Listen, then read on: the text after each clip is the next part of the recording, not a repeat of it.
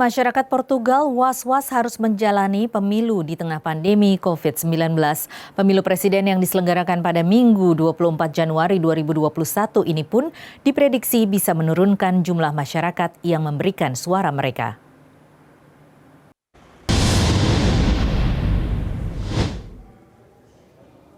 Bermasker, menjaga jarak secara sosial, dan masing-masing diberi pena sendiri untuk menghindari penyebaran kuman, pria Portugis ini menuju TPS untuk memberikan suara dalam pemilihan presiden yang akan terus berlanjut, bahkan ketika kasus virus corona mencapai rekor tertinggi.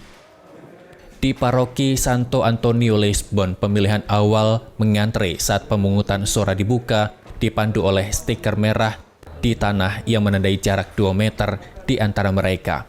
De acordo com as eleições, não estou de acordo com a data não ter sido mudada. Mas agora estou aqui, de facto, em primeiro lugar, eu e a minha mulher, precisamente para evitarmos as bichas que, se nós estamos em confinamento, se devem evitar o mais possível, até para nós, não só para a nossa, vamos lá, precaução de saúde, como também para os outros, especialmente para todos nós. Menurut jajak pendapat yang dilakukan minggu lalu oleh lembaga penelitian, pandangan Queda dianut oleh hampir 2/3 orang Portugis yang berpikir pemilihan harus ditunda karena pandemi. As pessoas perceberam que isto é ato seguro. As pessoas perceberam imenso que isto é ato seguro. Se calhar dos mais seguros que pode acontecer nesta altura de pandemia. As juntas de freguesia, nós incluído, penso que tomaram as medidas necessárias para ter a segurança das pessoas em primeiro lugar. Ou seja, é um ato democrático, é um ato pelo qual muitos lutaram durante muitos anos e a prova disso é que hoje, em dia de pandemia, as pessoas estão-se a deslocar para vir votar.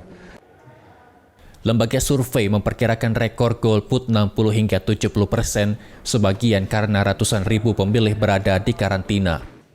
Petahana Marcelo Rebelo de Sousa diharapkan untuk memenangkan peran sebagian besar seremonial lagi dengan sekitar 60% suara.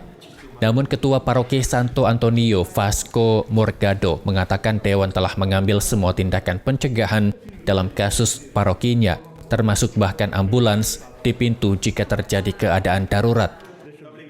Negara berpenduduk 10 juta orang ini mengalami gelombang pandemi yang parah pasca Natal dengan rata-rata kasus baru 7 hari tertinggi di dunia dan kematian per kapita. Pihak berwenang melaporkan rekor korban harian 274 kematian dan lebih dari 15.300 kasus baru pada hari Sabtu, di mana ambulans mengantre selama beberapa jam di rumah sakit yang penuh sesak. Dari Lisbon, Portugal, kontributor Nusantara TV melaporkan.